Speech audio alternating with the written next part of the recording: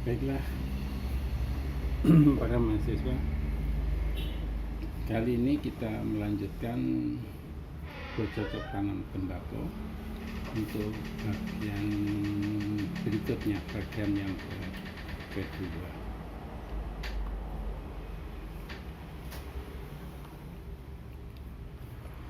Kita mulai dengan TBN, tembakau bawah naungan. Penanaman tembakau bawah naungan TBN ini dirintis di daerah Besuki yang merupakan pengadaptasian dari penanaman tembakau yang diterapkan di Connecticut, Amerika Serikat.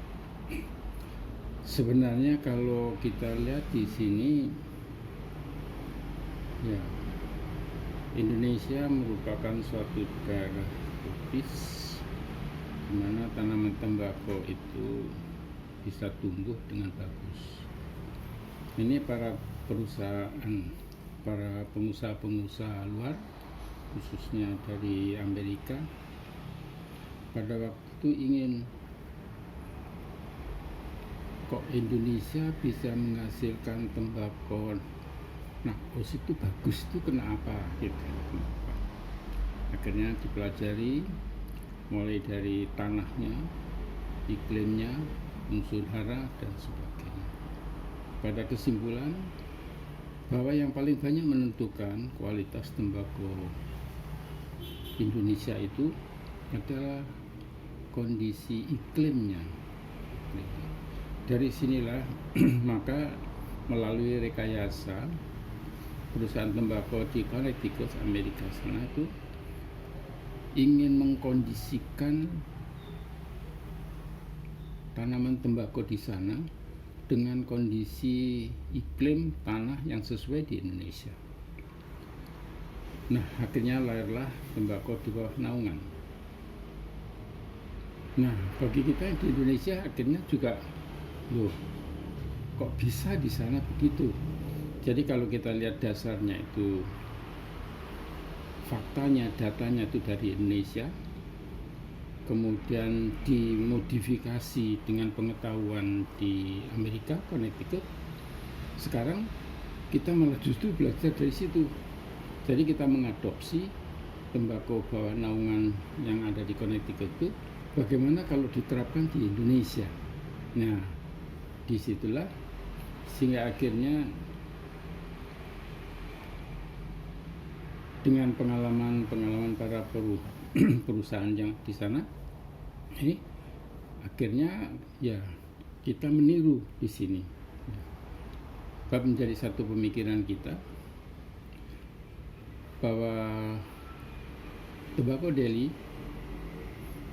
yang pada kali di masa lampau mungkin bisa kita nanam cuma satu kali dalam satu tahun, bahkan kadang-kadang dengan model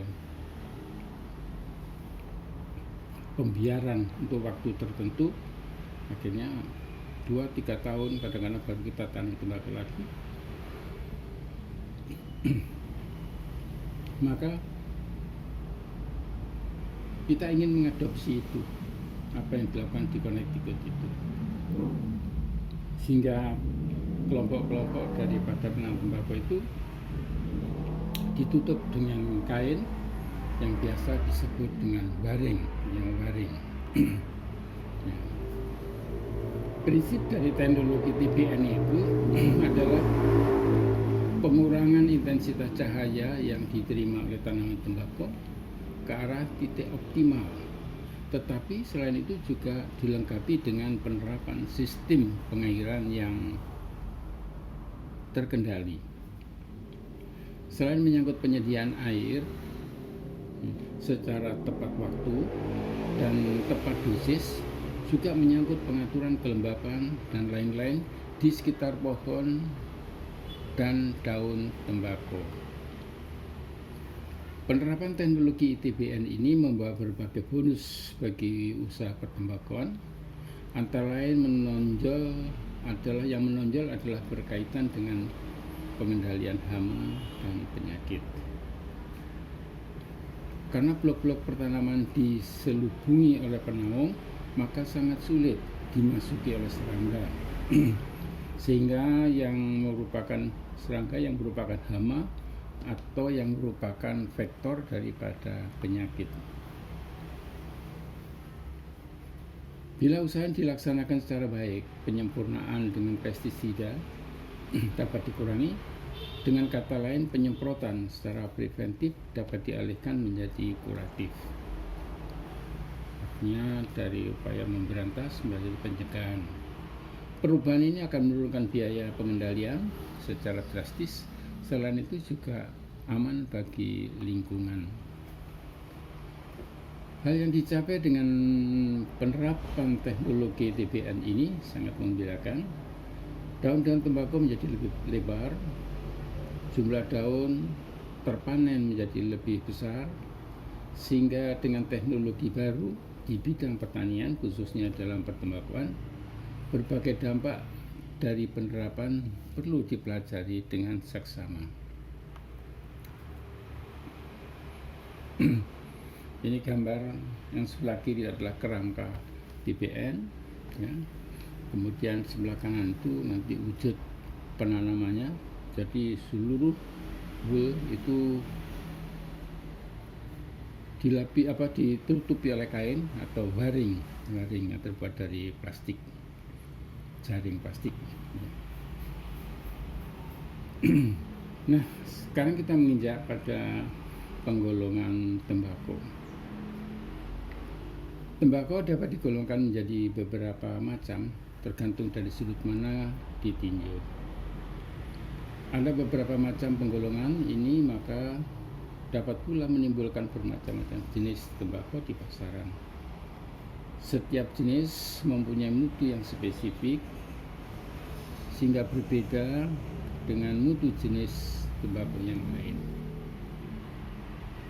Penggolongan ini dapat dilakukan berdasarkan atas proses pengeringannya, kegunaannya, waktu penanamannya, lokasi penanaman, serta dari segi praktisnya. Secara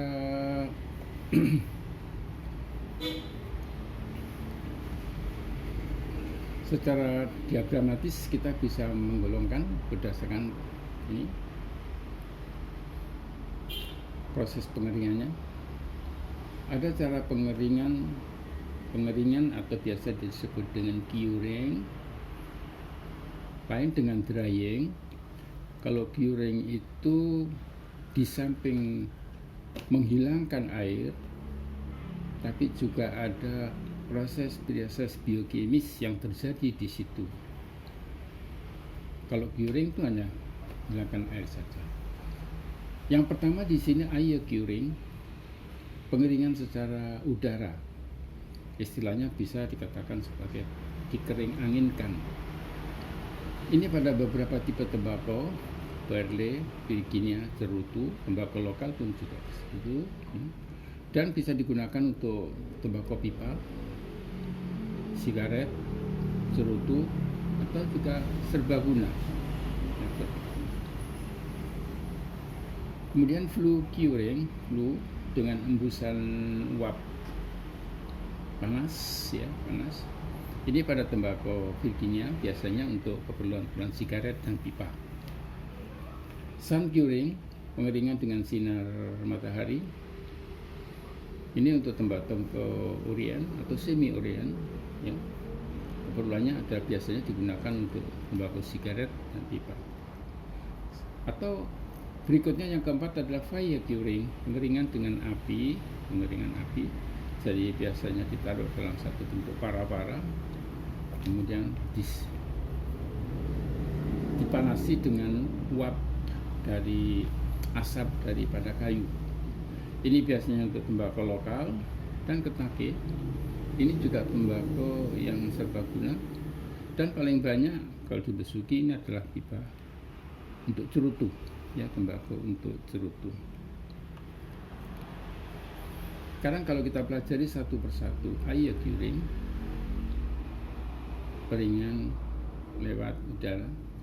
Ini pengeringan berlangsung secara alamiah Prosesnya memang agak lama, 2-3 minggu, dan panas tersebut akan terjadi, perubahan panas tersebut akan terjadi ya secara kimiawi. Proses pengerangan ini dapat disebut dengan curing, bukan drying. Tadi sudah saya sebutkan bahwa di sini ada proses tambahan yang disebut dengan proses biokimia.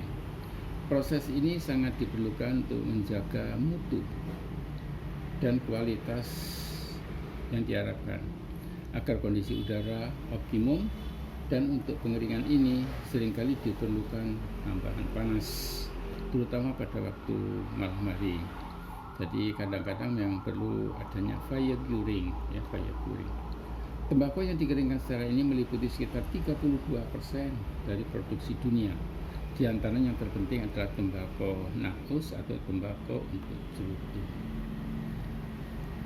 Nah, ini kalau kita lihat gudang-gudang pengering sebelah kiri ini, kalau kita yang berdomisili di daerah Jember, ini rupanya tidak asing, ya, tidak asing. Yang kanan itu ada juga pengeringan-pengeringan yang dilakukan pada beberapa daerah lain yang mungkin pada dekatnya lebih banyak pada sisi ada fire curingnya, pengeringan secara api. Flue curing atau pengeringan dengan menggunakan uap panas. Cara ini menggunakan api tetapi tidak secara langsung, melainkan dengan menggunakan pipa-pipa panas. Dapurnya ada di luar gudang pengering, kemudian dialirkan, ya, melalui pipa-pipa ke dalam gudang pengering itu, yang waktunya ya lebih kurang sekitar 5 hari.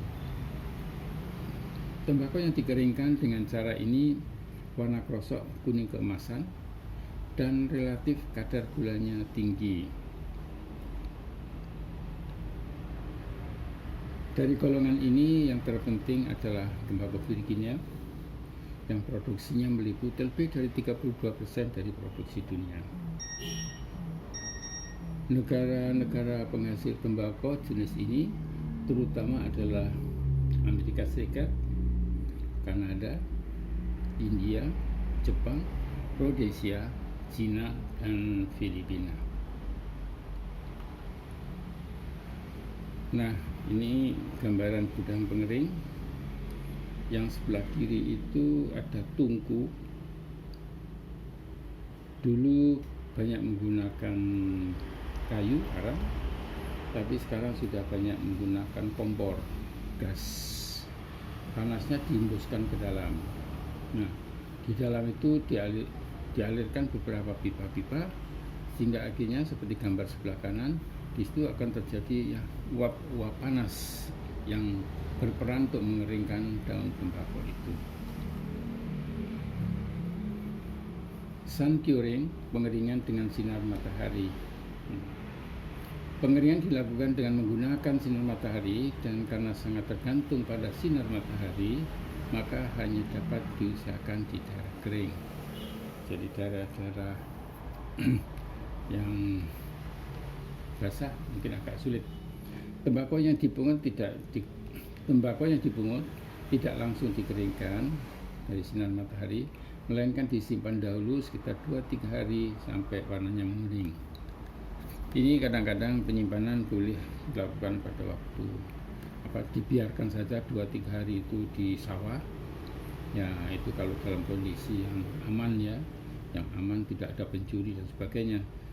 Tapi kalau sekarang biasanya karena banyak pencuri, ya dibawa ke gudang. Pengeringan berlangsung lebih cepat daripada air curing. Tembakau yang terpenting ini adalah tembakau Orient, tembakau Turki. Tembakau ini paling baik tumbuh di daerah yang subur. Aroma dari jenis tembakau ini sangat bagus. Kegunaannya adalah untuk blending, campuran tembakau sigaret. Mereka tadi mungkin minggu lalu sudah saya sampaikan, ya, untuk blending ini biasanya kita menggunakan tembakau Turki, aromatik tembakau, yang banyak ditanam di lereng-lereng gunung Yunani dan Turki. Negara Bulgaria, Yugoslavia, Italia, dan Lebanon juga menghasilkan tembakau Orient yang asli. Karenanya tembakau ini disebut dengan tembakau semi Orient. Tembakau yang dikeringkan secara ini meliputi 3-5% dari produksi dunia. Nah, ini pengeringan yang boleh kita mengenai tadi. Tembakau dirajang, ditempatkan pada para yang biasanya terdiam nyaman bambu. Ya. Mengapa demikian? Ya, supaya uap airnya itu bisa ke bawah, ya, bisa ke bawah, bisa ke atas, sehingga tidak menjadi busuk pada tembakonya. Yang sebelah kanan ini menggunakan pengeringan tapi secara untingan, ya. Jadi tembakau itu disujeni, ya, kemudian ya bisa menggunakan kawat macam-macam dan sebagainya, baru dijemur. Kemudian fire curing, kering secara api, pengeringan dengan menggunakan api langsung, panas dan asap dari kayu yang dibakar dapat mempercepat proses. Curing lebih mengawetkan tembakau dan memberikan sifat-sifat yang khas pada tembakau ini tergantung dari jenis kayu yang digunakan. Pengeringan dengan cara ini hampir sama waktunya dengan air curing. Warna krosok yang dihasilkan agak coklat, kecoklat hitam. Tembakau yang dihasilkan rasanya berat, berminyak, asapnya kuat, kandungan nikotinnya tinggi. Contoh tembakau yang terbanyak dari golongan ini adalah tembakau Kentucky, Tennessee, tembakau Garangan, Wonosobo. Negara lain yang menghasilkan tembakau golongan ini adalah Malawi, Tanzania, Uganda, dan golongan ini meliputi ya 1,5% saja dari produksi dunia. Nah, ini cara pengeringannya. Jadi taruh di ruangan, diberi api dan sebagainya. Kalau yang berlangsung mungkin pada tembakau rakyat bisa dilakukan itu biasanya di atas dapur pakai para bahasa Jawa pogo, taruh di atas gitu. Ini beberapa petani banyak melakukan itu. Kalau misalkan kita lihat seperti di Sulawesi ada tembakau bumbung, itu biasanya tembakau dirajang, masukkan bumbung, kemudian ditaruh di para ini dan dibiarkan kadang-kadang cuma bisa 1, 2 sampai 3 tahun. Kalau sudah baru diambil. Nah, itu berdasarkan proses pengeringannya. Sekarang kalau kita lihat tembakau berdasarkan kegunaannya. Di pasaran dapat dilihat kegunaan tembakau oleh konsumen itu macam-macam. Ada tembakau cerutu, tembakau sigaret, tembakau pipa, kunyahan atau jaring tembakau, atau dalam bahasa daerah mungkin susur gitu ya, dan sebagainya. Khusus untuk kunyahan itu saya kira mungkin ya kurang banyak diminati oleh masyarakat sekarang, dan masyarakat mulai sadar karena tembakau itu mengandung nikotin, sedangkan nikotin itu bagaimanapun juga racun. Kalau dikonsumsi sampai berlebihan akan berpengaruh kurang bagus bagi tubuh kita. Sekarang kita lihat masing-masing sekilas. Cerutu. Di dunia pertembakuan internasional, Indonesia telah terkenal karena penghasil jenis tembakau cerutu. Sebab sejak 2,5 abad yang lalu Indonesia sudah mengekspor jenis tembakau ini khususnya ke Jerman. Tembakau cerutu paling dikenal ialah tembakau Delhi. Di samping tembakau Delhi yang termasuk jenis tembakau cerutu ialah tembakau dari Besuki, Jember sekitarnya, tembakau Forsen London yaitu daerah Jawa Tengah, Klaten sekitarnya. Jadi termasuk Delhi di Sumatera, sedangkan tembakau Besuki ya, dan Porselan itu dikenal dengan tembakau Jawa. Ini kalau kita lihat penyebarannya yang pakai blok merah-merah itu ya. Jadi daerah 3 itu di sini Jember, Klaten, dan Delhi. Tembakau cerutu dapat dibedakan menjadi 3 golongan berdasar kegunan dalam pembuatan cerutu. Deglak ini yang paling luar, pembalut yang paling luar, weaver. Omblat ini merupakan pembungkus yang letaknya di sebelah dalam dari daun pembalut, dan yang terakhir isi filler atau fusel. Ini ya, kalau kita lihat dari asalnya, Deglat itu sebagian besar dari Delhi, Omblat sebagian dari Mesuki, ada juga yang dari Deglat ya. Sedang Fulser itu sebagian itu dari Klaten. Nah, ini tembakau cerutu, itu tanamannya, bawah itu cerutunya. Nah, kalau kita lihat lapisan, jadi cerutu itu terdiri dari 3 lapisan sebenarnya. Deglat bagian luar, kemudian omblat itu di dalam nomor 2-nya, kemudian paling dalam itu filler atau fusel tadi.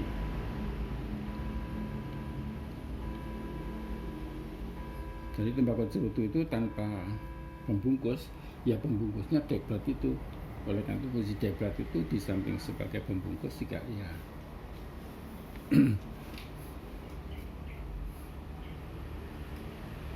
penentu warna, ya penentu warna apakah ini cerutu bagus atau tidak gitu. Tembakau pipa. Tembakau pipa yang dimaksud adalah sejenis tanaman yang dipergunakan untuk dihisap dengan pipa atau once. Mungkin kalau kita lihat di Indonesia sudah sangat berkurang. Pada beberapa daerah, misalkan Lumajang, ya, itu masih ada. Tapi konsumen yang paling besar itu sebenarnya ada di luar negeri, ya di luar negeri. Banyak orang-orang Belanda yang dulu banyak hidup di Indonesia, ya, tinggal sisa waktunya itu kadang-kadang ya ingin menikmati ya merokok dengan model tembakau pipa ini. Daerah penghasil tembakau pipa itu Lumajang paling banyak ya, yang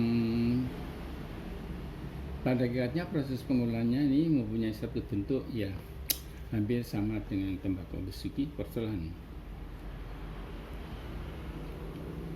Tembakau Lumajang ini dari sisi tembakau sigaret ini ada beberapa jenis, ada yang disebut dengan jembel putih, ada yang disebut dengan brungsum. Ini adalah jenis-jenis varietas daerah sebenarnya ya, varietas daerah. Nah, yang sebelah kiri itulah gambar dari once, sehingga tembakonya biasanya kita masukkan di situ kemudian kita bakar. Mungkin kalau secara ekonomis penggunaan tembakonya ya sangat ekonomis, hampir tidak ada yang tersisa, Kalau rokok dan sebagainya itu kan tersisa. Tembakau sigaret, pemberian nama tembakau sigaret disesuaikan dengan kegunaannya, yaitu pembuatan rokok sigaret, baik sigaret putih maupun sigaret kretek. Kalau sigaret putih itu ya murni tembakau, kalau sigaret kretek itu mesti ada campurannya. Cukup banyak tembakau yang dapat digunakan khususnya adalah Virginia. Dalam jumlah yang tidak banyak digunakan juga tembakau Turki sebagai blending, ya. Kemudian tembakau rakyat campuran, kemudian tembakau rakyat yang sering digunakan itu ialah tembakau daerah Bugis, Payakumbuh, Wonosobo, Garut dan sebagainya. Nah, ini rokok. Ya. Kalau kita jadi perokok ya jangan seperti yang di kanan itu ya. Tembakau kunyangan, Smith atau chewing tobacco. Ini tembakau untuk kunyangan sekarang sudah agak terbatas pada kalangan generasi tua atau kaum ibu. Saya masih sempat menemui beberapa petani di daerah Sulawesi Tengah sana ya. Itu kalau ke sawah selalu membawa kantong yang isinya itu adalah kinang, sirih, kapur, kemudian jambe tapi yang masih muda, dan perlengkapannya adalah tembakau usur ya. Itu kebiasaan yang ada di sana, daerah Sumatera, Sulawesi masih ada. Kalau di Jawa relatif pada kekatnya sudah tidak ada, kecil, khususnya ibu-ibu yang sudah usia di daerah Jogja, Solo, kadang-kadang nyusur itu masih dia lakukan. Untuk generasi muda rupanya penggunaan tembakau sebagai kunyahan ini kurang disenangi, sebab di samping kurang praktis secara praktik, boleh pandangannya sebenarnya sudah tidak keren ya. Mereka yang sudah mengerti bahwa mengkonsumsi tembakau secara dikunyah cukup bahaya, kalau nikotin akan ikut konsumsi secara langsung. Tembakau yang sering digunakan untuk keperluan ini biasanya jenis tembakau asli atau tembakau rakyat. Nah, ini biasanya kelengkapan nyusur itu juga nginang ya, dan nginang